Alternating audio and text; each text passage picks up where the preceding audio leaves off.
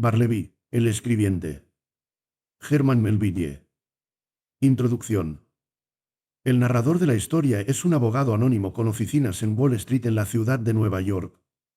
Se describe a sí mismo como un negocio cómodo entre los bonos, las hipotecas y los títulos de propiedad de los hombres ricos. Tiene 3 empleados: primero, Turkey; segundo, Nippers; tercero, Ginger Nut, cada uno de los cuales es descrito. Turkey y Nippers son copistas o escribas, mientras que Ginger Nut hace trabajos de entrega u otros trabajos variados en la oficina, y el abogado decide que su negocio necesita un tercer escribiente. Barleby responde a su anuncio y llega a la oficina, pálidamente pulcro, lastimosamente respetable, incurablemente desamparado. Inicio del relato. Soy un hombre bastante mayor.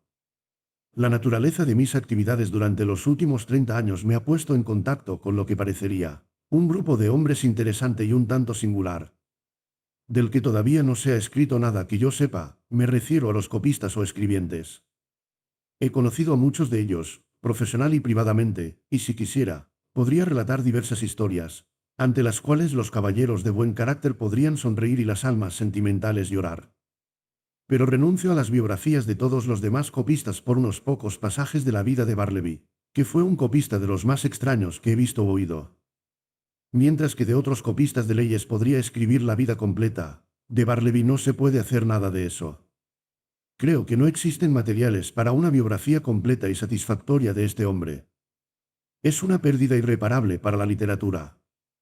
Barleby era uno de esos seres de los que no se puede saber nada, salvo por las fuentes originales, y en su caso estas son muy escasas. Lo que mis propios ojos asombrados vieron de Barleby es todo lo que sé de él, excepto, de hecho, un vago informe que aparecerá en la secuela.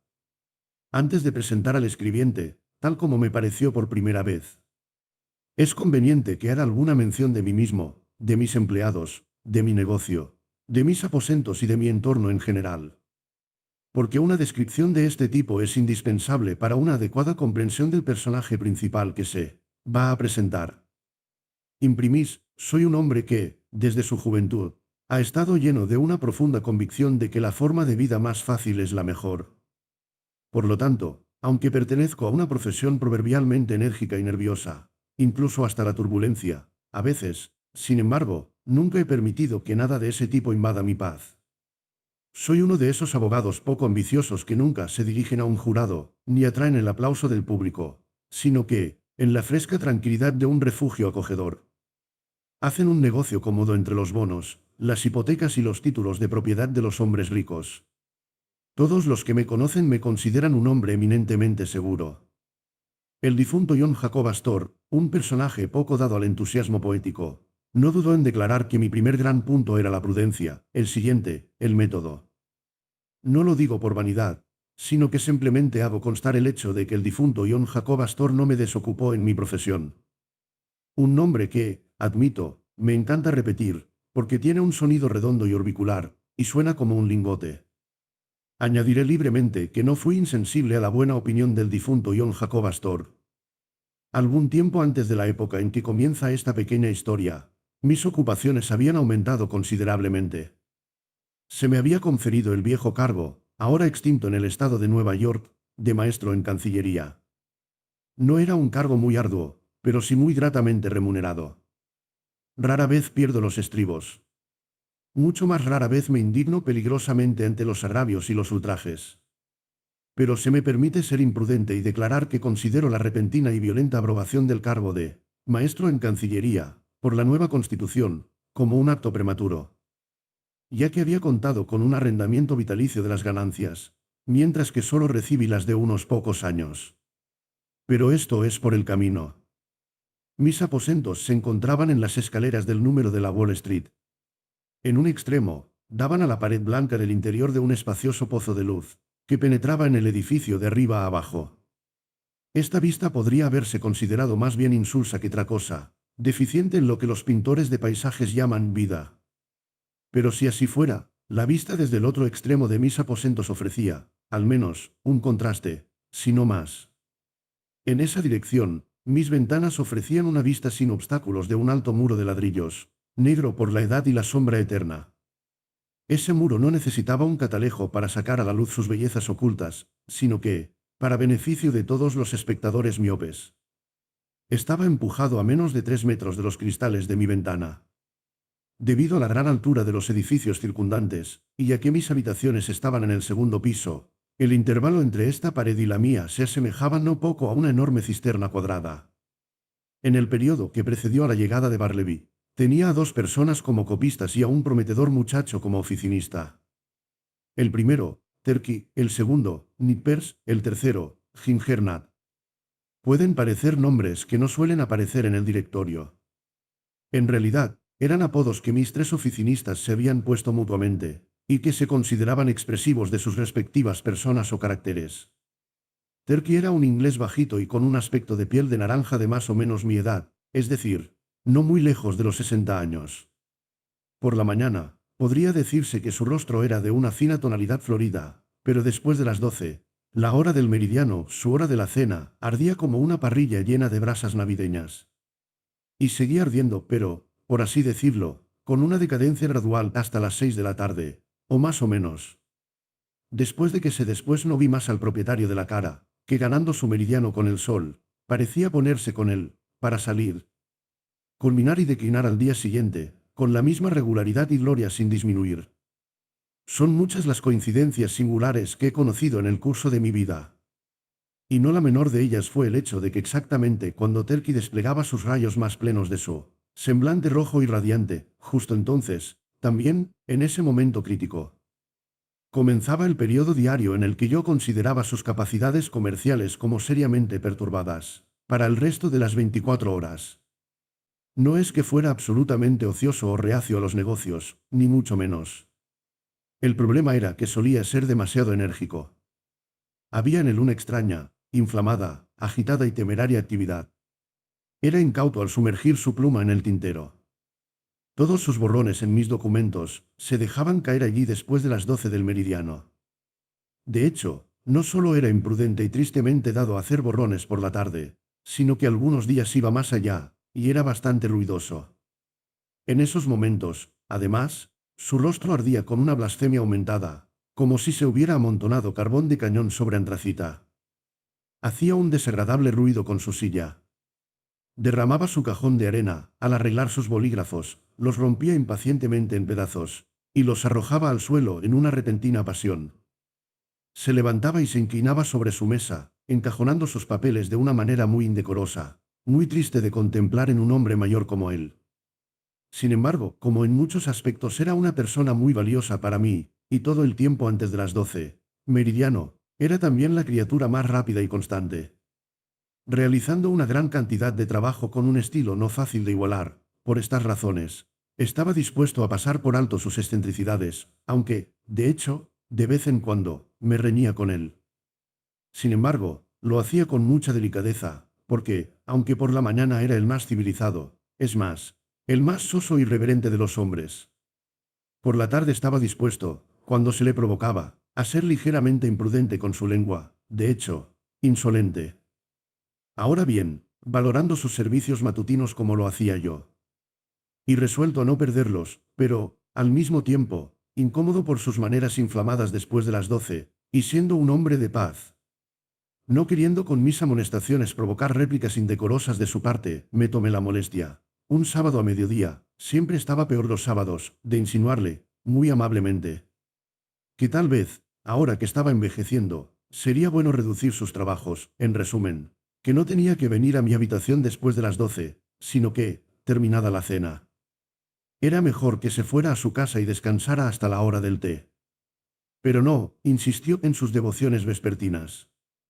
Su semblante se tornó intolerablemente fervoroso, mientras me aseguraba oratoriamente, gesticulando con una larga regla en el otro extremo de la habitación, que si sus servicios por la mañana eran útiles, cuán indispensables eran entonces por la tarde. Con su misión, señor, dijo Terky en su ocasión, me considero su mano derecha. Por la mañana no hago más que reunir y desplegar mis columnas, pero por la tarde me pongo a la cabeza de ellas y cargo galantemente contra el enemigo. Así.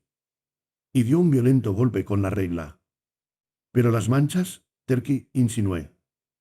Cierto, pero, con su misión, señor, Mira estos pelos. Me estoy haciendo viejo. Seguidamente, señor, un borrón o dos de una tarde calurosa no es para ser severo con las canas. La vejez, aunque manche la página, es honorable. Con su misión, señor, ambos estamos envejeciendo. Esta apelación a mi sentimiento de compañerismo era difícil de resistir. En todo caso, vi que no lo haría.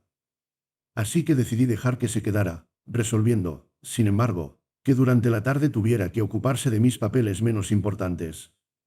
Nippers, el segundo de mi lista, era un joven de unos 25 años, con barba, cetrino y, en general, con aspecto de pirata. Siempre lo consideré víctima de dos poderes malignos, la ambición y la indigestión. La ambición se manifestaba en una cierta impaciencia por los deberes de un simple copista, una usurpación injustificada de asuntos estrictamente profesionales, como la redacción original de documentos legales. La indigestión se manifestaba en una irritabilidad nerviosa y una sonrisa ocasional, que hacía rechinar los dientes por los errores cometidos al copiar. Maldiciones innecesarias, siseadas, más que pronunciadas, en el calor de los negocios, y especialmente por un continuo descontento con la altura de la mesa donde trabajaba. A pesar de ser un mecánico muy ingenioso, Nippers nunca pudo conseguir que esta mesa se adaptara a él. Colocó debajo de ella fichas, bloques de diversos tipos, trozos de cartón y, por último, llegó a intentar un ajuste exquisito con trozos finales de papel secante doblado. Pero ningún invento le sirvió. Sí, para aliviar su espalda, llevaba la tapa de la mesa en un ángulo agudo hacia su barbilla. Y escribía allí como un hombre que utiliza el techo empinado de una casa holandesa como escritorio. Entonces declaraba que eso detenía la circulación de sus brazos. Si ahora bajaba la mesa hasta la cintura y se inclinaba sobre ella para escribir, sentía un dolor en la espalda. En resumen, la verdad del asunto era que Nippers no sabía lo que quería. O, si es que quería algo, era librarse por completo de la mesa del escribiente. Entre las manifestaciones de su ambición enfermiza estaba la afición que tenía por recibir visitas de ciertos tipos de aspecto ambiguo con abrigos sórdidos, a los que llamaba sus clientes. De hecho, me di cuenta de que no solo era, a veces, un considerable político de barrio, sino que ocasionalmente hacía algunos negocios en los tribunales de justicia. Y no era desconocido en las escaleras de las tumbas. Tengo buenas razones para creer, sin embargo, que un individuo que lo visitó en mi despacho, y que, con un gran aire, insistió en que era su cliente, no era más que un DUN, y el supuesto título de propiedad, una factura. Pero a pesar de todos sus defectos y de las molestias que me causaba, Nippers, al igual que su compatriota Terky, era un hombre muy útil para mí. Escribía con una mano pulcra y rápida y, cuando lo deseaba, no carecía de un comportamiento caballeroso. Además, siempre vestía de forma caballerosa, lo que, por cierto, daba crédito a mi despacho. En cambio, en lo que respecta a Terky, tuve que esforzarme mucho para evitar que fuera un reproche para mí. Sus ropas tenían un aspecto aceitoso y olían a comedor. Llevaba los pantalones muy sueltos y holgados en verano. Sus abrigos eran execrables, su sombrero no se podía tocar. Pero si bien el sombrero me resultaba indiferente, ya que su natural urbanidad y deferencia, como inglés dependiente, le llevaba siempre a quitárselo en cuanto entraba en la habitación, su abrigo era otra cosa. Con respecto a sus abrigos, razoné con él, pero sin resultado. La verdad era, supongo, que un hombre de tan escasos ingresos no podía permitirse el lujo de lucir una cara y un abrigo tan lustrosos al mismo tiempo. Como observó Nippers en una ocasión, el dinero de Terky se destinaba principalmente a la tinta roja. Un día de invierno le regalé a Terky un abrigo mío de aspecto muy respetable, un abrigo gris acolchado, de un calor muy confortable, y que se abotonaba directamente desde la rodilla hasta el cuello. Pensé que Pavó apreciaría el favor, y disminuiría su temeridad y obstinación de las tardes. Pero no. Creo sinceramente que abotonarse con un abrigo tan mullido y parecido a una manta tuvo un efecto pernicioso sobre él, por el mismo principio de que el exceso de avena es malo para los caballos. De hecho, precisamente como se dice que un caballo temerario e inquieto siente la avena, así sintió Terky su abrigo. Le hacía ser insolente. Era un hombre al que la prosperidad perjudicaba. Aunque yo tenía mis propias conjeturas sobre los hábitos autocomplacientes de Terky. En lo que respecta a Nippers estaba convencido de que, independientemente de sus defectos en otros aspectos. Era, al menos, un joven moderado. Pero, en efecto, la propia naturaleza parecía haber sido su vinicultora. Y al nacer lo cargó de tal manera con una disposición irritable y parecida al brandy, que todas las pociones posteriores fueron innecesarias. Cuando pienso en cómo, en medio de la quietud de mis habitaciones, Nippers se levantaba a veces impacientemente de su asiento, e inclinándose sobre su mesa. Abría los brazos, tomaba todo el escritorio, y lo movía, y lo sacudía, con un movimiento sombrío y rechinante en el suelo. Como si la mesa fuera un perverso agente voluntario, empeñado en frustrarlo y fastidiarlo, percibo claramente que para Nippers, el brandy y el agua eran totalmente superfluos. Tuve la suerte de que, debido a su causa peculiar la indigestión, la irritabilidad y el consiguiente nerviosismo de Nippers se observaban principalmente por la mañana, mientras que por la tarde era comparativamente suave. De modo que los paroxismos de Turkey solo se producían hacia las 12, y nunca tenía que ver con sus excentricidades a la vez. Sus ataques se aliviaban mutuamente como guardias. Cuando el de Nippers estaba encendido, el de Turkey estaba apagado, y viceversa. Era un buen arreglo natural dadas las circunstancias. Gingernat, el tercero de mi lista, era un muchacho de unos 12 años. Su padre era un carretero, ambicioso de ver a su hijo en el banco en vez de en un carro, antes de morir. Así que lo envió a mi oficina como estudiante de Derecho, chico de los recados y limpiador y barrendero, a razón de $1 a la semana. Tenía un pequeño escritorio para él, pero no lo usaba mucho. Al inspeccionarlo, el cajón mostraba una gran variedad de cáscaras de diversas clases de nueces. De hecho, para este joven de gran inteligencia, toda la noble ciencia del derecho estaba contenida en una cáscara de nuez. Una de las tareas más importantes de Gingernat, y una de las que desempeñaba con mayor presteza, era su deber como proveedor de pasteles y manzanas para Turkey y Nippers.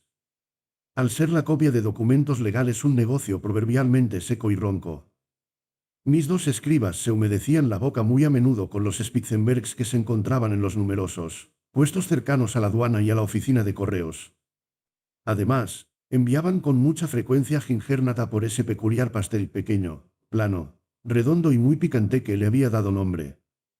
En las frías mañanas en que los negocios no eran más que aburridos, Turkey engullía decenas de estos pasteles, como si fueran simples obleas de hecho. Los venden a razón de 6 u 8 por un penique, mezclando el raspado de su pluma con el crujido de las crujientes partículas en su boca. De todas las ardientes meteduras de pata de la tarde y las precipitadas imprudencias de Turkey, fue la de humedecer una vez un pastel de jengibre entre los labios y pegarlo a una hipoteca para sellarla. Estuve a punto de despedirlo entonces. Pero me apaciguó haciendo una reverencia oriental y diciendo, con sumisión, «Señor, fue generoso por mi parte encontrarle en la papelería.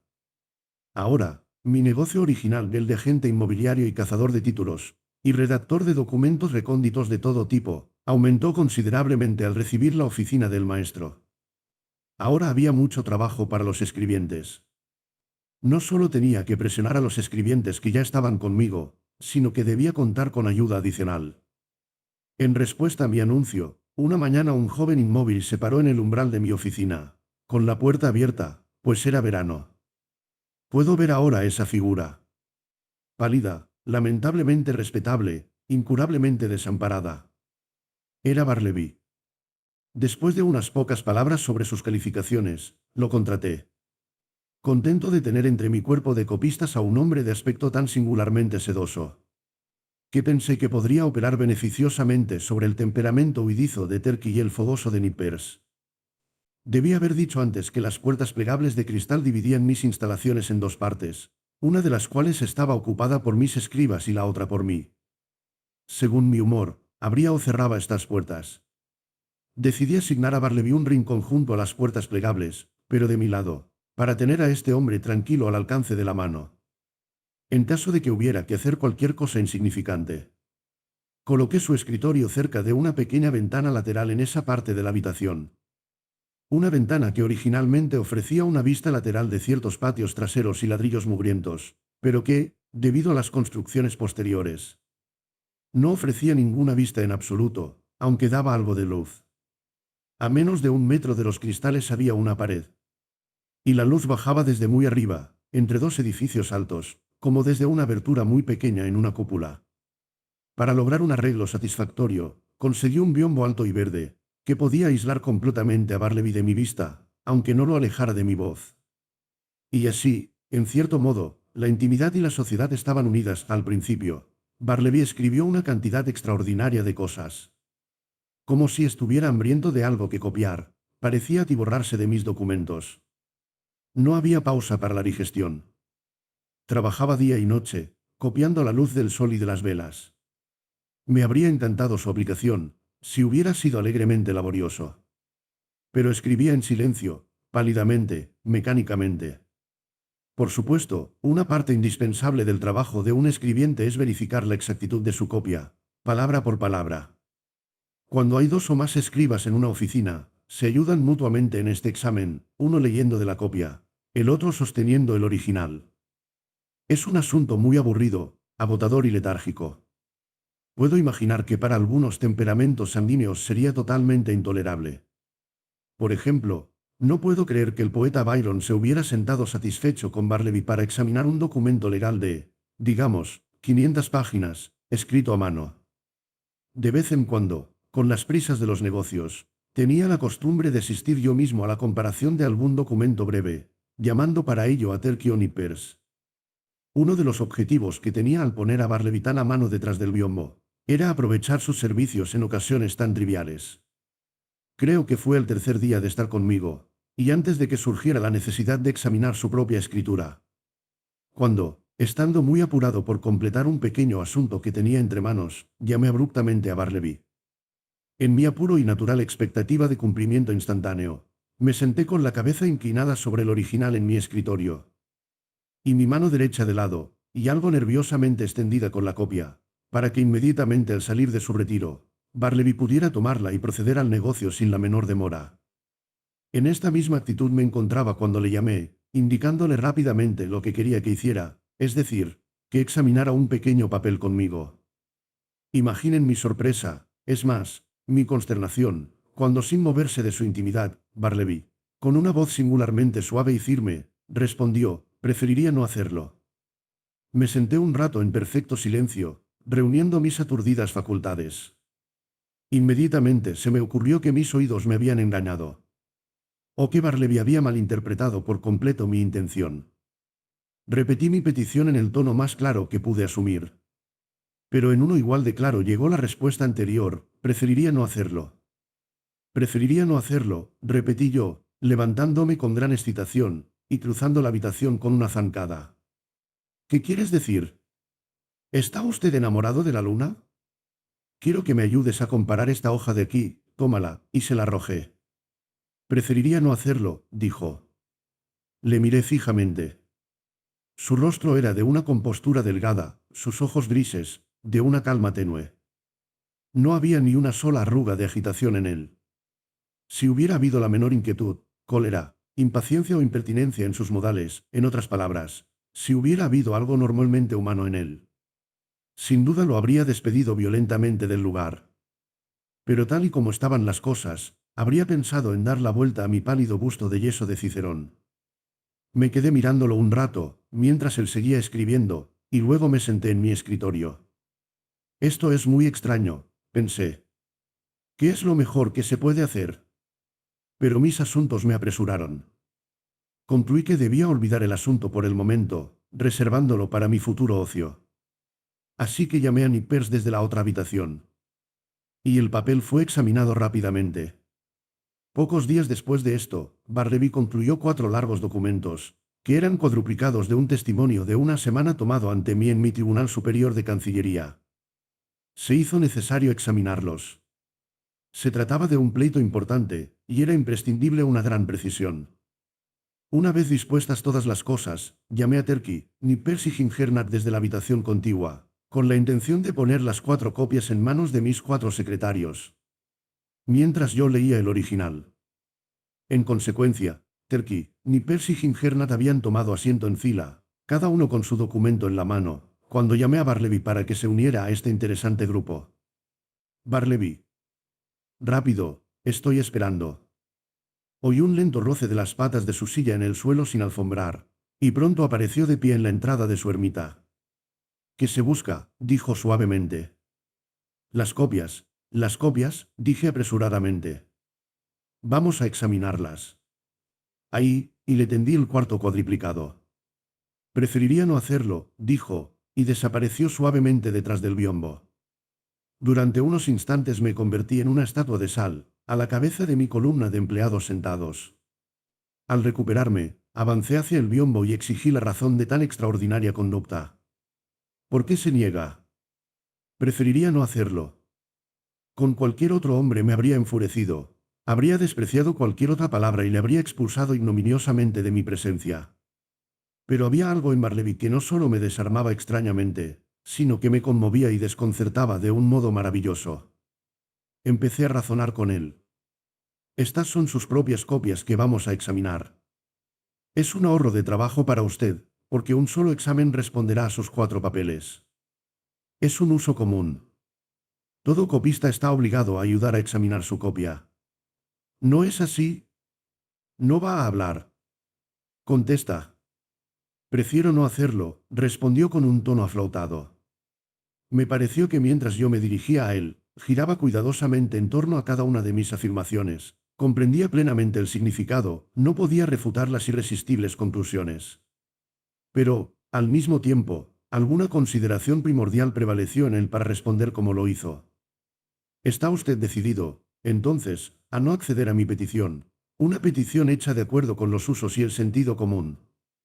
Me dio a entender brevemente que en ese punto mi juicio era acertado. Sí, su decisión era irreversible. No es raro que cuando un hombre es amedrentado de alguna manera inaudita y violentamente irrazonable, comience a tambalearse en su propia fe más llana. Comienza, por así decirlo, a conjeturar vagamente que, por maravilloso que sea, toda la justicia y toda la razón están del otro lado. En consecuencia, si hay alguna persona desinteresada presente, se dirige a ella en busca de algún refuerzo para su propia mente vacilante. «Terky», le dije, «¿qué piensas de esto?». «No tengo razón». «Con su misión, señor», dijo Terky, con su tono más soso, «creo que sí». «Nippers», dije yo, «¿qué te parece?». «Creo que debería echarlo de la oficina».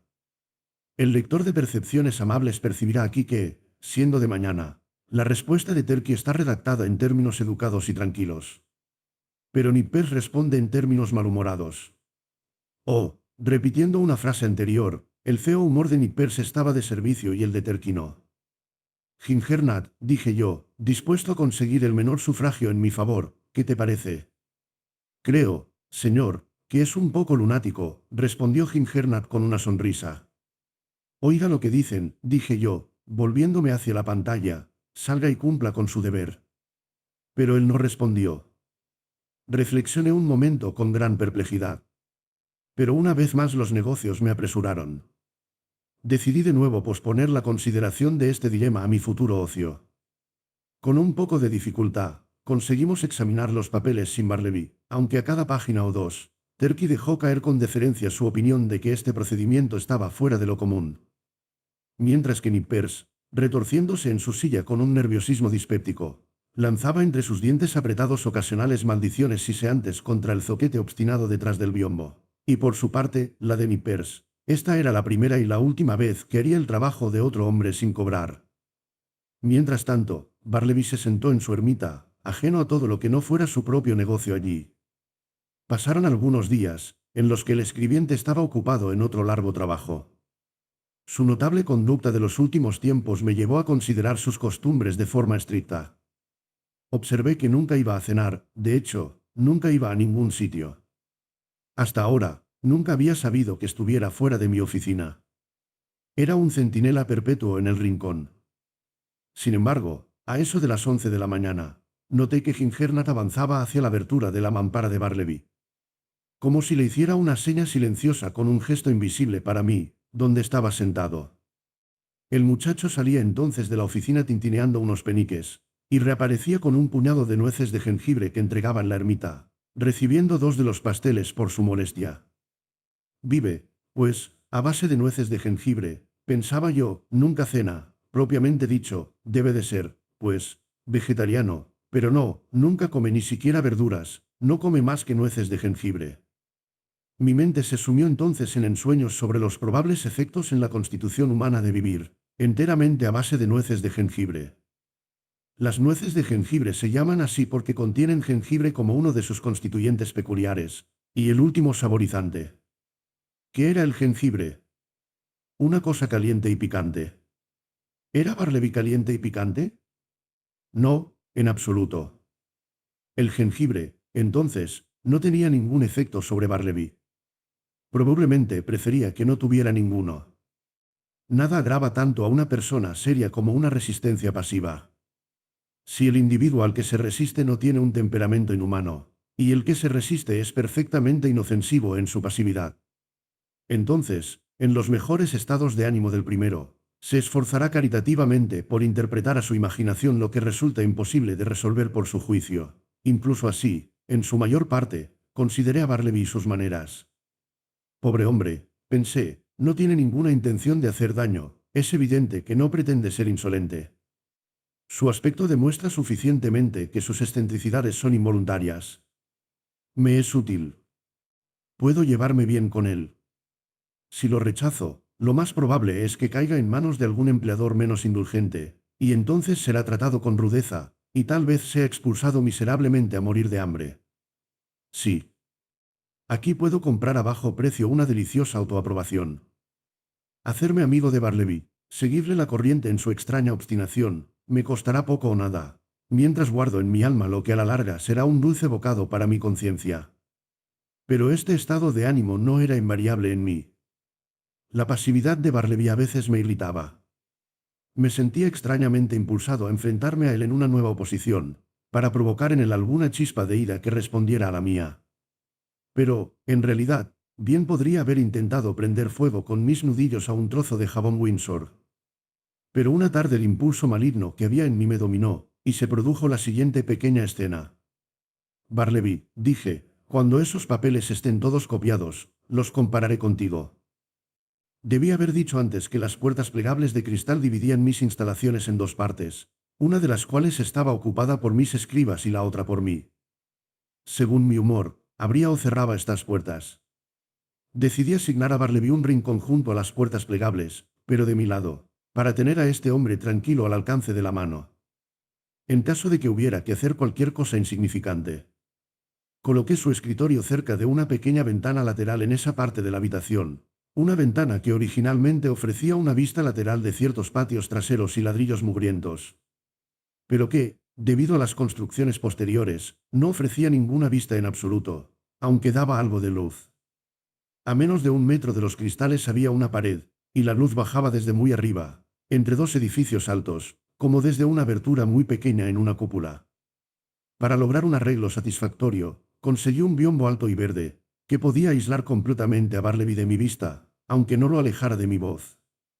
Y así, en cierto modo, la intimidad y la sociedad estaban unidas. Al principio, Barleby escribió una cantidad extraordinaria de cosas. Como si estuviera hambriento de algo que copiar, parecía atiborrarse de mis documentos. No había pausa para la digestión. Trabajaba día y noche, copiando la luz del sol y de las velas. Me habría encantado su aplicación, si hubiera sido alegremente laborioso. Pero escribía en silencio, pálidamente, mecánicamente. Por supuesto, una parte indispensable del trabajo de un escribiente es verificar la exactitud de su copia, palabra por palabra. Cuando hay dos o más escribas en una oficina, se ayudan mutuamente en este examen, uno leyendo de la copia, el otro sosteniendo el original. Es un asunto muy aburrido, agotador y letárgico. Puedo imaginar que para algunos temperamentos sanguíneos sería totalmente intolerable. Por ejemplo, no puedo creer que el poeta Byron se hubiera sentado satisfecho con Barleby para examinar un documento legal de, digamos, 500 páginas, escrito a mano. De vez en cuando, con las prisas de los negocios, tenía la costumbre de asistir yo mismo a la comparación de algún documento breve, llamando para ello a Turkey on Ipers. Uno de los objetivos que tenía al poner a Barleby tan a mano detrás del biombo, era aprovechar sus servicios en ocasiones tan triviales. Creo que fue el tercer día de estar conmigo, y antes de que surgiera la necesidad de examinar su propia escritura. Cuando, Estando muy apurado por completar un pequeño asunto que tenía entre manos, llamé abruptamente a Barleby. En mi apuro y natural expectativa de cumplimiento instantáneo, me senté con la cabeza inclinada sobre el original en mi escritorio, y mi mano derecha de lado, y algo nerviosamente extendida con la copia, para que inmediatamente al salir de su retiro, Barleby pudiera tomarla y proceder al negocio sin la menor demora. En esta misma actitud me encontraba cuando le llamé, indicándole rápidamente lo que quería que hiciera, es decir, que examinara un pequeño papel conmigo. Imaginen mi sorpresa, es más, mi consternación, cuando sin moverse de su intimidad, Barleby, con una voz singularmente suave y firme, respondió: «Preferiría no hacerlo». Me senté un rato en perfecto silencio, reuniendo mis aturdidas facultades. Inmediatamente se me ocurrió que mis oídos me habían engañado, o que Barleby había malinterpretado por completo mi intención. Repetí mi petición en el tono más claro que pude asumir. Pero en uno igual de claro llegó la respuesta anterior: «Preferiría no hacerlo». «Preferiría no hacerlo», repetí yo, levantándome con gran excitación, y cruzando la habitación con una zancada. «¿Qué quieres decir? ¿Está usted enamorado de la luna? Quiero que me ayudes a comparar esta hoja de aquí, tómala», y se la arrojé. «Preferiría no hacerlo», dijo. Le miré fijamente. Su rostro era de una compostura delgada, sus ojos grises, de una calma tenue. No había ni una sola arruga de agitación en él. Si hubiera habido la menor inquietud, cólera, impaciencia o impertinencia en sus modales, en otras palabras, si hubiera habido algo normalmente humano en él, sin duda lo habría despedido violentamente del lugar. Pero tal y como estaban las cosas, habría pensado en dar la vuelta a mi pálido busto de yeso de Cicerón. Me quedé mirándolo un rato, mientras él seguía escribiendo, y luego me senté en mi escritorio. «Esto es muy extraño», pensé. «¿Qué es lo mejor que se puede hacer?». Pero mis asuntos me apresuraron. Concluí que debía olvidar el asunto por el momento, reservándolo para mi futuro ocio. Así que llamé a Nippers desde la otra habitación, y el papel fue examinado rápidamente. Pocos días después de esto, Barleby concluyó 4 largos documentos, que eran cuadruplicados de un testimonio de una semana tomado ante mí en mi Tribunal Superior de Cancillería. Se hizo necesario examinarlos. Se trataba de un pleito importante, y era imprescindible una gran precisión. Una vez dispuestas todas las cosas, llamé a Turkey, Nippers y Gingernat desde la habitación contigua, con la intención de poner las 4 copias en manos de mis 4 secretarios, mientras yo leía el original. En consecuencia, Turkey, Nippers y Gingernat habían tomado asiento en fila, cada uno con su documento en la mano, cuando llamé a Barleby para que se uniera a este interesante grupo. «Barleby. Rápido, estoy esperando». Oí un lento roce de las patas de su silla en el suelo sin alfombrar, y pronto apareció de pie en la entrada de su ermita. «¿Qué se busca?», dijo suavemente. Las copias», dije apresuradamente. «Vamos a examinarlas». «Ahí», y le tendí el cuarto cuadriplicado. «Preferiría no hacerlo», dijo, y desapareció suavemente detrás del biombo. Durante unos instantes me convertí en una estatua de sal, a la cabeza de mi columna de empleados sentados. Al recuperarme, avancé hacia el biombo y exigí la razón de tan extraordinaria conducta. «¿Por qué se niega?». «Preferiría no hacerlo». Con cualquier otro hombre me habría enfurecido, habría despreciado cualquier otra palabra y le habría expulsado ignominiosamente de mi presencia. Pero había algo en Barleby que no solo me desarmaba extrañamente, sino que me conmovía y desconcertaba de un modo maravilloso. Empecé a razonar con él. «Estas son sus propias copias que vamos a examinar. Es un ahorro de trabajo para usted, porque un solo examen responderá a sus 4 papeles. Es un uso común. Todo copista está obligado a ayudar a examinar su copia. ¿No es así? No va a hablar. Contesta». «Prefiero no hacerlo», respondió con un tono aflautado. Me pareció que mientras yo me dirigía a él, giraba cuidadosamente en torno a cada una de mis afirmaciones, comprendía plenamente el significado, no podía refutar las irresistibles conclusiones. Pero, al mismo tiempo, alguna consideración primordial prevaleció en él para responder como lo hizo. «¿Está usted decidido, entonces, a no acceder a mi petición? Una petición hecha de acuerdo con los usos y el sentido común». Me dio a entender brevemente que en ese punto mi juicio era acertado. Sí, su decisión era irreversible. No es raro que cuando un hombre es amedrentado de alguna manera inaudita y violentamente irrazonable, comience a tambalearse en su propia fe más llana. Comienza, por así decirlo, a conjeturar vagamente que, por maravilloso que sea, toda la justicia y toda la razón están del otro lado. En consecuencia, si hay alguna persona desinteresada presente, se dirige a ella en busca de algún refuerzo para su propia mente vacilante. Terky, le dije, ¿qué piensas de esto? No tengo razón. Con su misión, señor, dijo Terky, con su tono más soso, creo que sí. Nippers, dije yo, ¿qué te parece? Creo que debería echarlo de la oficina. El lector de percepciones amables percibirá aquí que, siendo de mañana, la respuesta de Terky está redactada en términos educados y tranquilos, pero Nippers responde en términos malhumorados. Oh, repitiendo una frase anterior, el feo humor de Nippers estaba de servicio y el de Terky no. Gingernat, dije yo, dispuesto a conseguir el menor sufragio en mi favor, ¿qué te parece? Creo, señor, que es un poco lunático, respondió Gingernat con una sonrisa. Oiga lo que dicen, dije yo, volviéndome hacia la pantalla, salga y cumpla con su deber. Pero él no respondió. Reflexioné un momento con gran perplejidad. Pero una vez más los negocios me apresuraron. Decidí de nuevo posponer la consideración de este dilema a mi futuro ocio. Con un poco de dificultad, conseguimos examinar los papeles sin Barleby, aunque a cada página o dos, Terky dejó caer con deferencia su opinión de que este procedimiento estaba fuera de lo común. Mientras que Nippers, retorciéndose en su silla con un nerviosismo dispéptico, lanzaba entre sus dientes apretados ocasionales maldiciones siseantes contra el zoquete obstinado detrás del biombo. Y por su parte, la de Nippers, esta era la primera y la última vez que haría el trabajo de otro hombre sin cobrar. Mientras tanto, Barleby se sentó en su ermita, ajeno a todo lo que no fuera su propio negocio allí. Pasaron algunos días, en los que el escribiente estaba ocupado en otro largo trabajo. Su notable conducta de los últimos tiempos me llevó a considerar sus costumbres de forma estricta. Observé que nunca iba a cenar, de hecho, nunca iba a ningún sitio. Hasta ahora, nunca había sabido que estuviera fuera de mi oficina. Era un centinela perpetuo en el rincón. Sin embargo, a eso de las 11 de la mañana, noté que Gingernat avanzaba hacia la abertura de la mampara de Barleby. Como si le hiciera una seña silenciosa con un gesto invisible para mí, donde estaba sentado. El muchacho salía entonces de la oficina tintineando unos peniques, y reaparecía con un puñado de nueces de jengibre que entregaba en la ermita, recibiendo 2 de los pasteles por su molestia. Vive, pues, a base de nueces de jengibre, pensaba yo, nunca cena, propiamente dicho, debe de ser, pues, vegetariano, pero no, nunca come ni siquiera verduras, no come más que nueces de jengibre. Mi mente se sumió entonces en ensueños sobre los probables efectos en la constitución humana de vivir, enteramente a base de nueces de jengibre.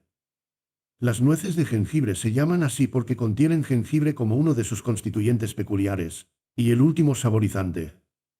¿Qué era el jengibre? Una cosa caliente y picante. ¿Era Barleby caliente y picante? No, en absoluto. El jengibre, entonces, no tenía ningún efecto sobre Barleby. Probablemente prefería que no tuviera ninguno. Nada agrava tanto a una persona seria como una resistencia pasiva. Si el individuo al que se resiste no tiene un temperamento inhumano, y el que se resiste es perfectamente inofensivo en su pasividad, entonces, en los mejores estados de ánimo del primero, se esforzará caritativamente por interpretar a su imaginación lo que resulta imposible de resolver por su juicio. Incluso así, en su mayor parte, consideré a Barleby y sus maneras. Pobre hombre, pensé, no tiene ninguna intención de hacer daño, es evidente que no pretende ser insolente. Su aspecto demuestra suficientemente que sus excentricidades son involuntarias. Me es útil. Puedo llevarme bien con él. Si lo rechazo, lo más probable es que caiga en manos de algún empleador menos indulgente, y entonces será tratado con rudeza, y tal vez sea expulsado miserablemente a morir de hambre. Sí. Aquí puedo comprar a bajo precio una deliciosa autoaprobación. Hacerme amigo de Barleby, seguirle la corriente en su extraña obstinación, me costará poco o nada, mientras guardo en mi alma lo que a la larga será un dulce bocado para mi conciencia. Pero este estado de ánimo no era invariable en mí. La pasividad de Barleby a veces me irritaba. Me sentía extrañamente impulsado a enfrentarme a él en una nueva oposición, para provocar en él alguna chispa de ira que respondiera a la mía. Pero, en realidad, bien podría haber intentado prender fuego con mis nudillos a un trozo de jabón Windsor. Pero una tarde el impulso maligno que había en mí me dominó, y se produjo la siguiente pequeña escena. Barleby, dije, cuando esos papeles estén todos copiados, los compararé contigo. Me dirás, Barleby, ¿dónde naciste? Preferiría no hacerlo. Me dirás algo sobre ti. Preferiría no hacerlo. ¿Pero qué objeción razonable puede tener para hablar conmigo? Me siento amigable con usted. No me miró mientras hablaba, sino que mantuvo su mirada fija en mi busto de Cicerón, que en ese momento estaba directamente detrás de mí, a unos 15 centímetros por encima de mi cabeza. ¿Cuál es tu respuesta, Barleby? Dije, después de esperar un tiempo considerable por una respuesta, durante el cual su semblante permaneció inmóvil. Solo hubo el más leve temblor concebible de la blanca boca atenuada. De momento prefiero no dar ninguna respuesta, dijo, y se retiró a su ermita. Confieso que soy un poco débil, pero su manera de actuar en esta ocasión me molestó. No solo parecía acechar en él un cierto desdén tranquilo, sino que su perversidad parecía ingrata, teniendo en cuenta el innegable buen uso y la indulgencia que había recibido de mí. De nuevo me senté a rumiar lo que debía hacer. Mortificado como estaba por su comportamiento. Y resuelto como había estado a despedirlo cuando entrara en mis oficinas. Sin embargo, sentí extrañamente que algo supersticioso golpeaba mi corazón, y me prohibía llevar a cabo mi propósito. Y me denunciaba como un villano si me atrevía a pronunciar una palabra amarga contra este desamparado de la humanidad. Por fin, acercando familiarmente mi silla detrás de su biombo, me senté y dije: Barleby, no te preocupes entonces por revelar tu historia, pero déjame suplicarte, como amigo, que cumplas en lo posible con los usos de esta oficina. Di ahora que ayudarás a examinar los papeles mañana o al día siguiente, en resumen. Di ahora que en 1 o 2 días empezarás a ser un poco razonable, dilo, Barleby. Por el momento, preferiría no ser un poco razonable, fue su respuesta ligeramente cadavérica. Justo en ese momento se abrieron las puertas plegables y se acercó Nippers. Parecía estar sufriendo un inusual mal descanso nocturno, inducido por una indigestión más severa de lo común. Escuchó las últimas palabras de Barleby. No lo prefiero, gritó Nippers. Yo lo preferiría, si fuera usted, señor, dirigiéndose a mí. Lo preferiría, le daría preferencias, la mula obstinada. ¿Qué es, señor, por favor, lo que prefiere no hacer ahora? Barleby no movió ni un miembro. Señor Nippers, dije, preferiría que se retirara por el momento. De alguna manera, últimamente me había acostumbrado a utilizar involuntariamente esta palabra prefiero, en todo tipo de ocasiones no precisamente adecuadas. Y temía pensar que mi contacto con el escribiente ya me había afectado seriamente en el plano mental. ¿Y qué otra aberración más profunda no podría producir aún? Esta aprensión no había dejado de ser eficaz para determinarme a emplear medios sumarios. Cuando Nippers, con un aspecto muy agrio y malhumorado, se marchaba, Turkey se acercó con suavidad y deferencia. Con sumisión, señor, dijo, ayer estuve pensando en Barleby. Y creo que si prefiriera tomar 1 litro de buena cerveza todos los días, le ayudaría mucho a recuperarse y le permitiría ayudar a examinar sus papeles. Así que usted también tiene la palabra, dije, ligeramente excitado. Con sumisión, ¿qué palabra, señor?, preguntó Turkey, apiñándose respetuosamente en el reducido espacio que había detrás del biombo y, al hacerlo, haciéndome empujar al escribiente. ¿Qué palabra, señor? Preferiría que me dejaran solo aquí, dijo Barleby, como si se sintiera ofendido por ser acosado en su intimidad. Esa es la palabra, Turkey, dije, esa es. Oh, ¿preferir? Oh, sí, una palabra extraña. Yo nunca la uso. Pero, señor, como estaba diciendo, si él prefiere. Turkey, interrumpí, por favor, retírese. Oh, ciertamente, señor, si usted prefiere que lo haga. Cuando abrió la puerta plegable para retirarse, Nippers, que estaba en su escritorio, me vio y me preguntó si prefería que me copiaran un determinado documento en papel azul o blanco.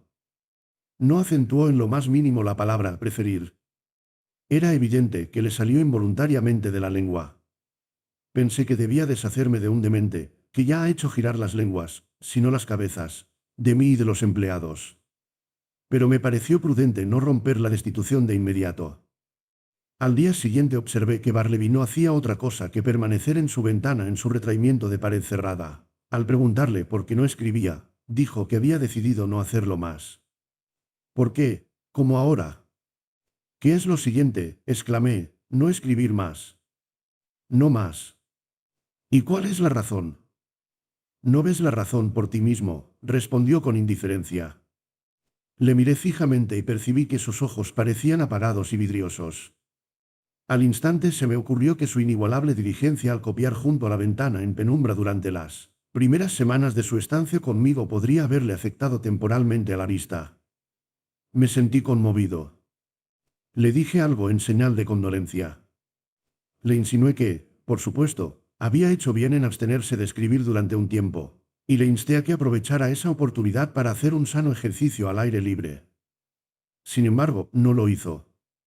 Pocos días después de esto, estando mis otros empleados ausentes, y teniendo mucha prisa por enviar ciertas cartas por correo, pensé que, no teniendo nada más que hacer, Barleby sería seguidamente menos inflexible que de costumbre, y llevaría estas cartas a la oficina de correos.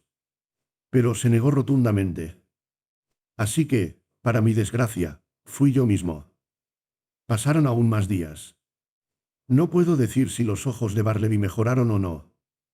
En apariencia, creía que sí. Pero cuando le pregunté si lo habían hecho, no me respondió. En todo caso, no quiso copiar. Por fin, en respuesta a mis insistencia, me informó de que había renunciado definitivamente a copiar. ¿Qué? Exclamé, suponiendo que sus ojos se pusieran completamente bien, mejor que nunca, no copiaría entonces. He dejado de copiar, respondió, y se hizo a un lado. Siguió siendo, como siempre, un elemento fijo en mi habitación. No, si eso fuera posible, se convirtió en un elemento más fijo que antes. ¿Qué había que hacer? No quería hacer nada en el despacho, porque iba a quedarse allí. De hecho, ahora se había convertido en una piedra de molino para mí, no solo inútil como collar, sino aflictiva de llevar. Sin embargo, lo sentía por él. Hablo menos que la verdad cuando digo que, por su propia cuenta, me causaba malestar. Si hubiera nombrado a un solo pariente o amigo, le habría escrito al instante, y le habría instado a que se llevara al pobre hombre a algún refugio conveniente. Pero parecía estar solo, absolutamente solo en el universo. Un poco de naufragio en medio del Atlántico. Al final, las necesidades relacionadas con mis negocios se impusieron a todas las demás consideraciones. Con toda la decencia que pude, le dije a Barleby que dentro de 6 días debía abandonar incondicionalmente la oficina. Le advertí que, en el intervalo, tomara medidas para conseguir otra morada. Me ofrecía ayudarle en este empeño, si él mismo daba el primer paso hacia la mudanza. Y cuando por fin me dejes, Barleby, añadí, me encargaré de que no te vayas completamente desprovisto. 6 días a partir de esta hora, recuerda. Al expirar ese plazo, me asomé detrás del biombo, y aquí que Barleby estaba allí. Me abotoné el abrigo, me equilibré, avancé lentamente hacia él, le toqué el hombro y le dije, ha llegado el momento, debes dejar este lugar, lo siento por ti, aquí tienes dinero, pero debes irte. Preferiría no hacerlo, contestó él, todavía de espaldas a mí. Debes hacerlo. Permaneció en silencio. Ahora tenía una confianza ilimitada en la honestidad común de este hombre. Con frecuencia me había devuelto 6 peniques y chelines que se me habían caído al suelo por descuido, pues yo suelo ser muy imprudente en estos asuntos de los botones de la camisa. El procedimiento que siguió no se considerará extraordinario. Barleby, dije, te debo $12 a cuenta, aquí tienes 32, los 20 impares son tuyos. Pero no hizo ningún movimiento. Entonces los dejaré aquí, poniéndolos bajo un peso sobre la mesa. Luego, tomando mi sombrero y mi bastón y dirigiéndome a la puerta, me volví tranquilamente y añadí. Después de que haya sacado sus cosas de estas oficinas, Barleby, por supuesto cerrará la puerta con llave, ya que todos se han ido por el día menos usted y, si le parece. Deslice su llave debajo del felpudo, para que yo pueda tenerla por la mañana. No volveré a verla, así que adiós. Si en lo sucesivo, en su nuevo lugar de residencia, puedo serle de alguna utilidad, no deje de avisarme por carta. Adiós, Barleby, y que te vaya bien. Pero no contestó ni una palabra, como la última columna de un templo en ruinas. Permaneció mudo y solitario en medio de la habitación, por lo demás desierta. Mientras caminaba hacia mi casa, pensativo, mi vanidad se apoderó de mi piedad. No podía sino enorgullecerme de mi magistral gestión para deshacerme de Barleby. Magistral lo llamo, y así debe parecerle a cualquier pensador desapasionado. La belleza de mi procedimiento parecía consistir en su perfecta tranquilidad. No hubo ninguna intimidación vulgar, ninguna bravuconada de ningún tipo, ninguna instigación colérica, ni zancadas de un lado a otro del apartamento, dando órdenes vehementes para que Barleby se liara con sus mendaces trampas. Nada de eso. Sin pedir a gritos que Barleby se fuera como habría hecho un genio inferior, di por sentado que debía irse, y sobre esa suposición construí todo lo que tenía que decir. Cuanto más pensaba en mi procedimiento, más me encantaba. Sin embargo, a la mañana siguiente, al despertarme, tuve mis dudas, pues de alguna manera había dormido los vapores de la vanidad. Una de las horas más frías y sabias que tiene un hombre es justo después de despertarse por la mañana. Mi procedimiento parecía tan sagaz como siempre, pero solo en teoría. La cuestión era cómo se demostraría en la práctica. Era realmente un hermoso pensamiento haber asumido la partida de Barleby. Pero, después de todo, esa suposición era simplemente mía, y nada de Barleby. La gran cuestión no era si yo había supuesto que él me dejaría, sino si él prefería hacerlo. Era más un hombre de preferencias que de suposiciones. Después del desayuno, caminé por la ciudad, discutiendo las probabilidades a favor y en contra. En un momento pensé que resultaría un miserable fracaso, y que Barleby se encontraría vivo en mi oficina como de costumbre. Al momento siguiente parecía seguro que vería su silla vacía. Y así seguí dando vueltas. En la esquina de Broadway con la calle Canal, vi un grupo de personas muy excitadas que conversaban seriamente. «Apuesto a que no va», dijo una voz cuando pasé. «No va». «Hecho», dije yo, «ponga su dinero». Instintivamente estaba metiendo la mano en el bolsillo para sacar el mío, cuando recordé que era un día de elecciones. Las palabras que había escuchado no hacían referencia a Barleby, sino al éxito o no de algún candidato a la alcaldía. En mi estado de ánimo, había imaginado, por así decirlo, que toda la Broadway compartía mi entusiasmo y debatía conmigo la misma cuestión. Seguí adelante, muy agradecido de que el alboroto de la calle disimulara mi momentáneo despiste. Como había previsto, llegué antes de lo habitual a la puerta de mi despacho.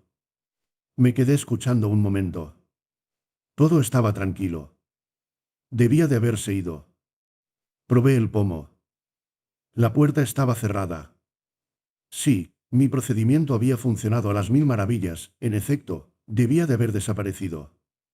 Sin embargo, una cierta melancolía se mezcló con esto.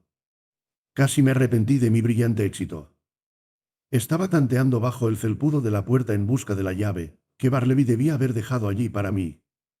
Cuando accidentalmente mi rodilla golpeó contra un panel, produciendo un sonido de llamada, y en respuesta me llegó una voz desde el interior: «Todavía no, estoy ocupado».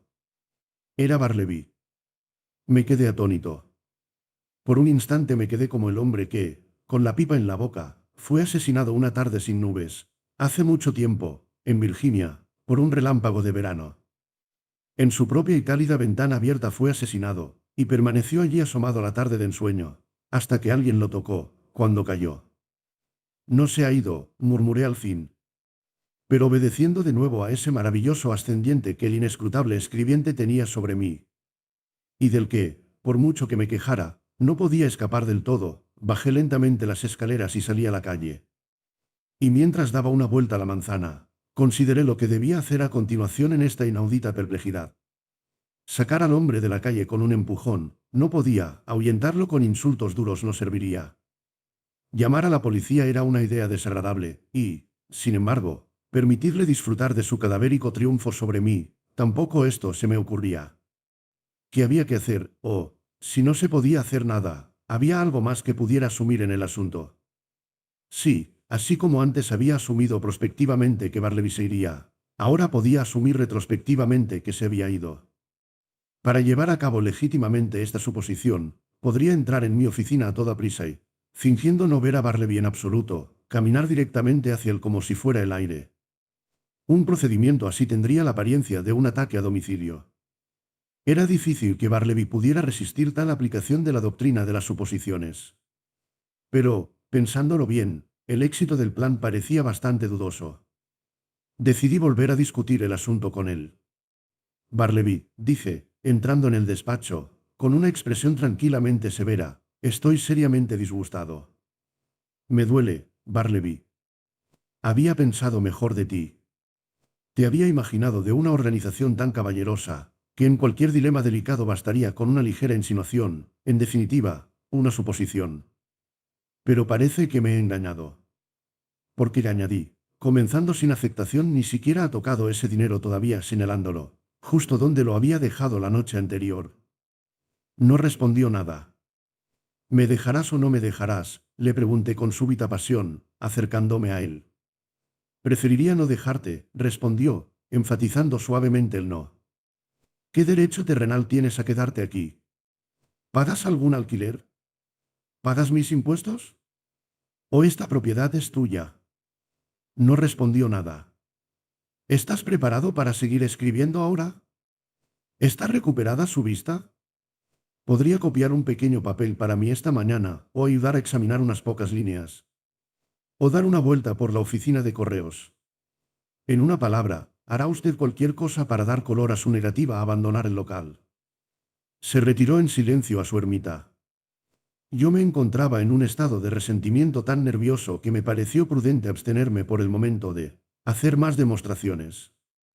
Barleby y yo estábamos solos. Recordé la tragedia del desafortunado Adams y del aún más desafortunado Colt en la solitaria oficina de este último, y cómo el pobre Colt, estando terriblemente indignado por Adams, y permitiéndose imprudentemente excitarse salvajemente, se precipitó sin darse cuenta en su acto fatal. Un acto que ciertamente nadie podría deplorar más que el propio actor. En mis reflexiones sobre el tema se me ha ocurrido a menudo que si aquel altercado hubiera tenido lugar en la vía pública o en una residencia privada, no habría terminado como lo hizo. Fue la circunstancia de estar solos en una oficina solitaria, subiendo las escaleras, de un edificio totalmente ajeno a las asociaciones domésticas humanizadoras. Una oficina sin alfombrar, sin duda, de aspecto polvoriento y macilento. Esto debió de ser lo que contribuyó en gran medida a aumentar la irritable desesperación del desventurado Colt. Pero cuando este viejo Adán del resentimiento se levantó en mí y me tentó con respecto a Barleby, lo agarré y lo arrojé. ¿Cómo? Simplemente recordando el mandato divino, un nuevo mandamiento os doy, que os améis unos a otros. Sí, esto fue lo que me salvó. Aparte de consideraciones más elevadas, la caridad opera a menudo como un principio enormemente sabio y prudente, una gran salvaguarda para su poseedor. Los hombres han cometido asesinatos por celos, y por ira, y por odio, y por egoísmo, y por orgullo espiritual.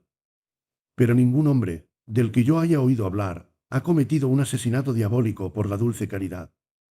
Así pues, el mero interés propio, si no puede listarse un motivo mejor, debería, especialmente en los hombres de gran temperamento, impulsar a todos los seres a la caridad y la filantropía. En cualquier caso, en la ocasión en cuestión, me esforcé por ahogar mis exasperados sentimientos hacia el escribiente interpretando benévolamente su conducta. Pobrecito, pensé, no tiene ninguna intención, y además, ha pasado por momentos difíciles y hay que complacerlo. Me esforcé también en ocuparme inmediatamente y, al mismo tiempo, en reconfortar mi abatimiento. Traté de imaginar que en el transcurso de la mañana, a una hora que le resultara agradable, Barleby, por propia voluntad, saldría de su ermita y emprendería alguna línea de marcha decidida en dirección a la puerta. Pero no.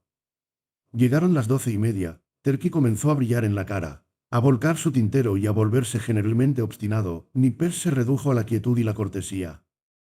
Gingernat masticó su manzana del mediodía, y Barleby permaneció de pie en su ventana en uno de sus más profundos ensueños de pared cerrada.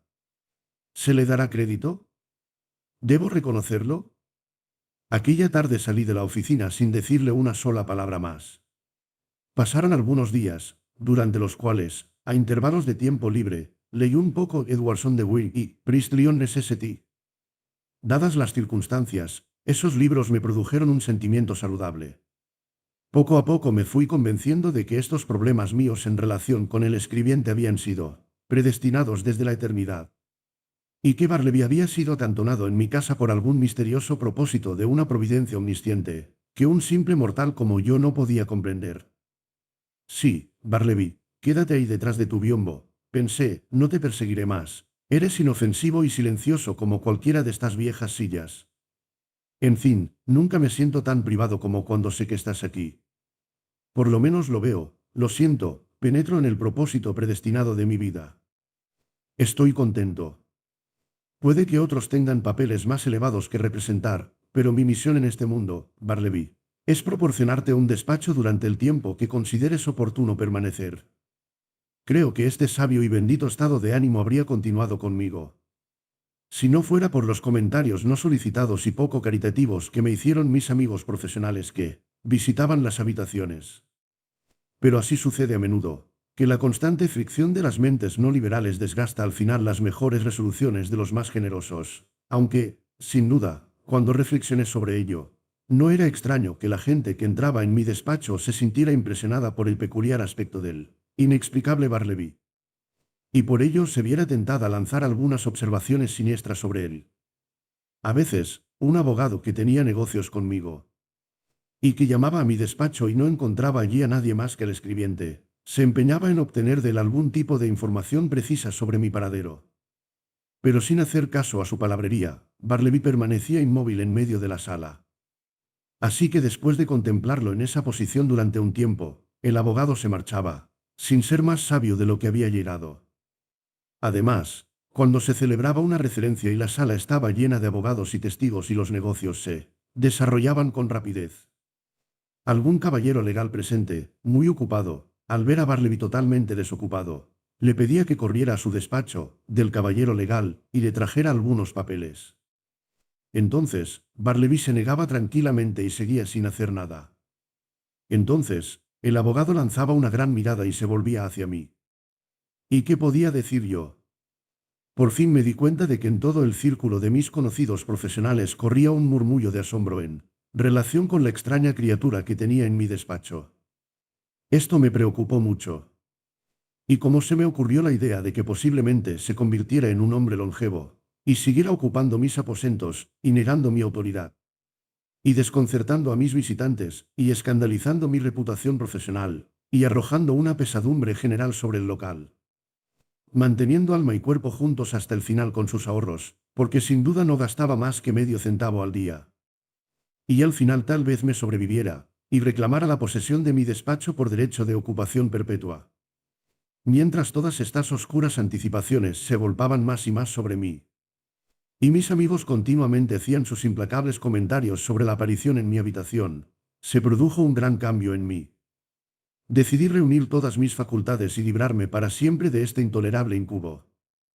Sin embargo, antes de elaborar cualquier complicado proyecto adaptado a este fin, me limité a sugerir a Barleby la conveniencia de que se marchara definitivamente. En un tono calmado y serio, encomendé la idea a su cuidadosa y madura consideración. Pero después de meditarlo durante 3 días, me comunicó que su decisión original seguía siendo la misma. En resumen, que seguía prefiriendo quedarse conmigo. ¿Qué debo hacer?, me dije ahora, abrochándome el abrigo hasta el último botón. ¿Qué debo hacer? ¿Qué debo hacer? ¿Qué dice la conciencia que debo hacer con este hombre, o más bien fantasma? Deshacerme de él, debe. ¿Pero cómo? No lo echarás, al pobre mortal pálido y pasivo, no echarás a una criatura tan indefensa de tu puerta, no te deshonrarás con semejante crueldad. No, no lo haré, no puedo hacer eso. Más bien le dejaría vivir y morir aquí, y luego albañilería sus restos en la pared. ¿Qué harás entonces? Por más que lo convenzas, no cederá. Los sobornos los deja bajo tu propio pisapapeles en tu mesa, en resumen. Es evidente que prefiere aferrarse a ti. Entonces hay que hacer algo severo, algo inusual. ¿Qué? Seguro que no harás que lo arreste un agente de policía, y que su inocente palidez sea enviada a la cárcel común. ¿Y en qué se basa para hacer tal cosa? ¿Es un vagabundo? ¿Qué? Es un vagabundo, que se niega a moverse. Es porque no quiere ser un vagabundo, entonces, que usted busca contarlo como tal.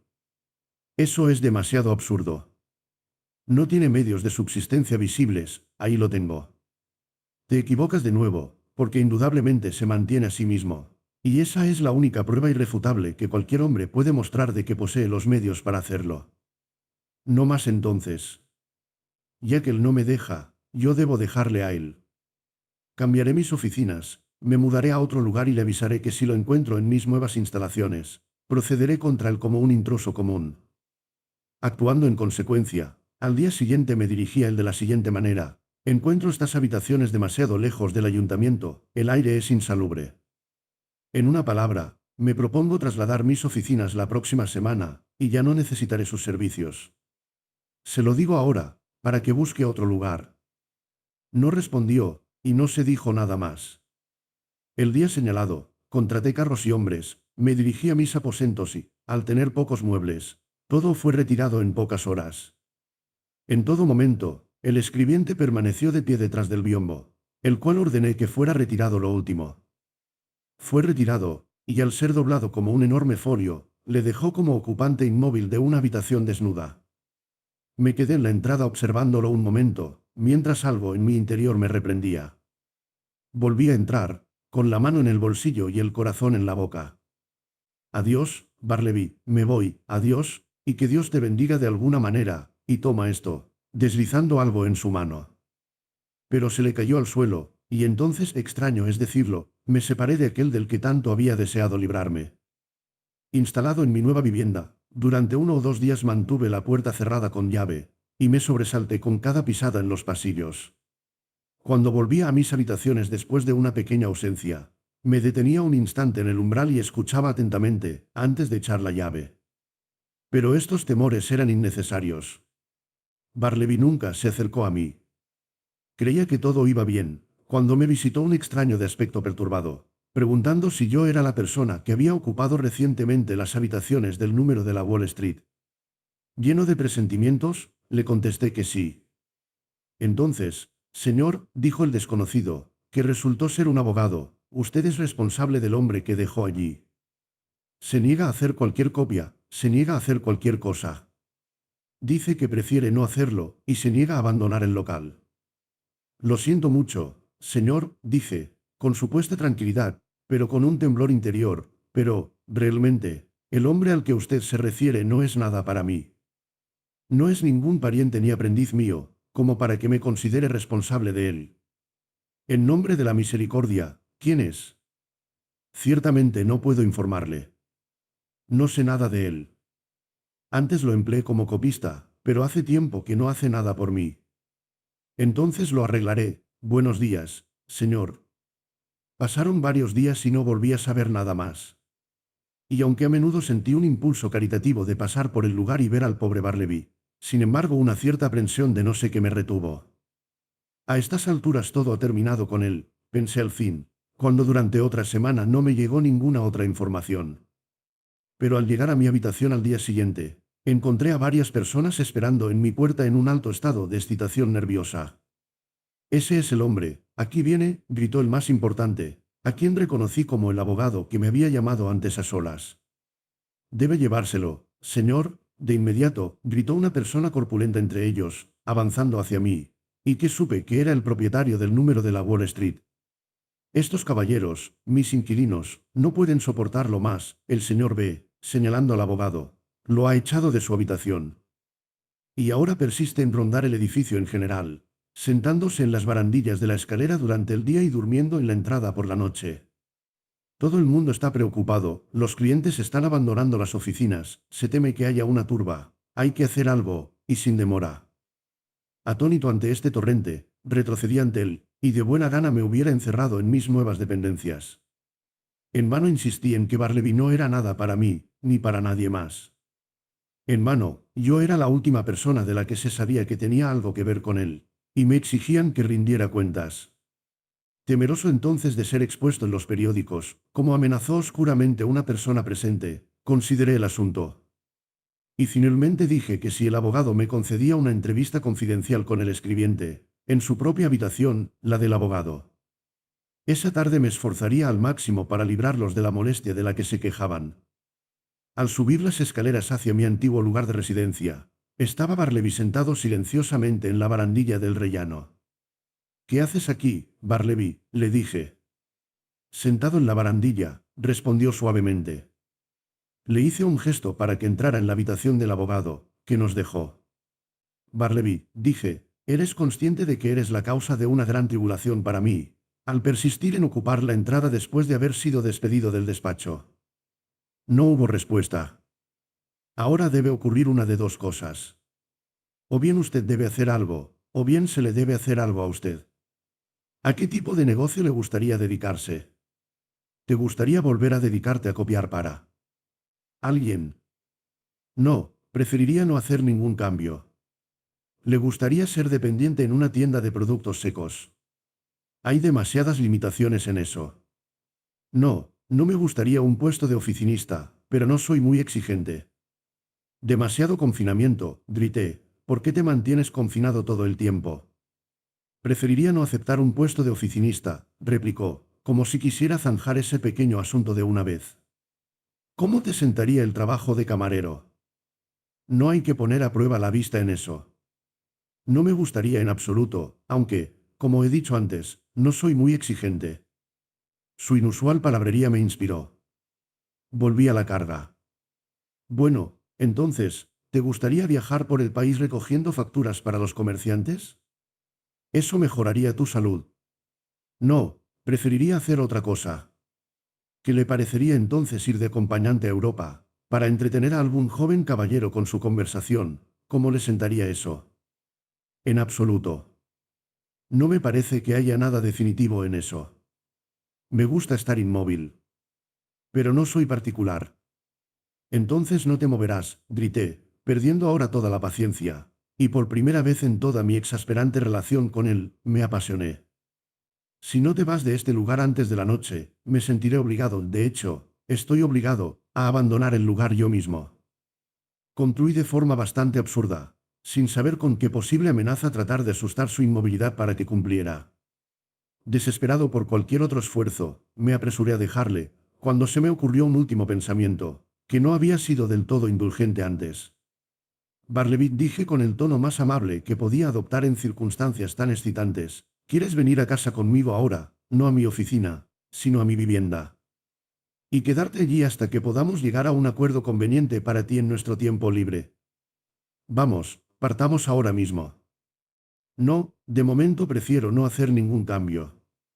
No respondí nada, sino que, esquivando eficazmente a todo el mundo por la brusquedad y rapidez de mi huida, salí corriendo del edificio, subí por la Wall Street hacia Broadway.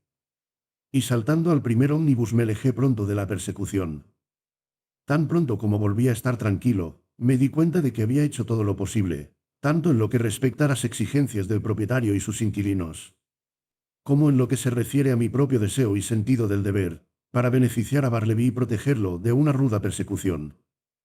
Ahora me esforcé por estar totalmente despreocupado y tranquilo, y mi conciencia me justificó en el intento, aunque en realidad no tuvo el éxito que hubiera deseado. Tan temeroso estaba de volver a ser perseguido por el indignado propietario y sus exasperados inquilinos, que, renunciando a mi negocio en manos de Nippers, durante unos días me pasé por la parte alta de la ciudad y por los suburbios, en mi Rockaway, crucé a Jersey City y Hoboken, y realicé visitas fugitivas a Manhattanville y Astoria. De hecho, casi viví en mi Rockaway durante ese tiempo. Cuando volví a entrar en mi despacho, encontré una nota del propietario sobre el escritorio. La abrí con manos temblorosas. Me informaba de que el escritor había enviado a la policía y había hecho que Barleby fuera trasladado a las tumbas como vagabundo. Además, como yo sabía más que nadie sobre él, deseaba que me presentara en ese lugar y que hiciera una declaración adecuada de los hechos. Estas noticias tuvieron un efecto contradictorio en mí. Al principio me indigné, pero al final casi lo aprobé. La disposición enérgica y sumaria del propietario le había llevado a adoptar un procedimiento que no creo que yo mismo hubiera decidido. Y sin embargo, como último recurso, en circunstancias tan peculiares, parecía el único plan. Como supe después, el pobre escribiente, cuando se le dijo que debía ser conducido a las tumbas, no ofreció el menor obstáculo, sino que, con su pálida e inmóvil manera, consintió en silencio. Algunos de los compasivos y curiosos transeúntes se unieron al grupo. Y encabezados por uno de los alguaciles del brazo de Barleby, la silenciosa procesión se abrió paso a través de todo el ruido, el calor y la alegría de las bulliciosas calles del mediodía. El mismo día que recibí la nota me dirigí a las tumbas, o para hablar con más propiedad, a los salones de justicia. Buscando al funcionario adecuado, expuse el propósito de mi llamada, y me informaron de que el individuo que describía estaba efectivamente dentro. Entonces le aseguré al funcionario que Barleby era un hombre perfectamente honesto, y muy compasivo, por muy excéntrico que fuera. Le conté todo lo que sabía y terminé sugiriendo la idea de dejarle en un confinamiento lo más indulgente posible hasta que se pudiera hacer algo menos duro, aunque en realidad apenas sabía qué. En todo caso, si no se podía decidir otra cosa, la casa de beneficencia debía recibirlo. Entonces le pedí una entrevista. Al no estar bajo ninguna acusación vergonzosa, y sereno e inofensivo en todos sus actos, le habían permitido pasearse libremente por la prisión, y especialmente por el patio cubierto de hierba. Y así lo encontré allí, de pie, solo, en el más tranquilo de los patios, con la cara hacia un alto muro, mientras a su alrededor, desde las estrechas rendijas de las ventanas de la cárcel, me pareció ver asomarse los ojos de asesinos y ladrones. Barleby. Te conozco, dijo, sin mirar a su alrededor, y no quiero decirte nada. No he sido yo quien te ha traído aquí, Barleby, dije, profundamente dolido por su sospecha implícita. Y para ti, este no debería ser un lugar tan vil. No hay nada reprochable que se te atribuya por estar aquí. Y mira, no es un lugar tan triste como uno podría pensar. Mira, ahí está el cielo, y aquí la hierba. Sé dónde estoy, contestó, pero no quiso decir nada más, y entonces le dejé. Cuando entré de nuevo en el pasillo, un hombre ancho como la carne, con un delantal, me abordó, y sacando el pulgar por encima del hombro dijo, ¿es tu amigo? Sí. ¿Quiere morirse de hambre? Si es así, déjalo vivir con la tarifa de la prisión, eso es todo. ¿Quién es usted?, pregunté yo, sin saber qué hacer con una persona que hablaba de forma tan poco oficial en un lugar así. Yo soy el encargado de la comida.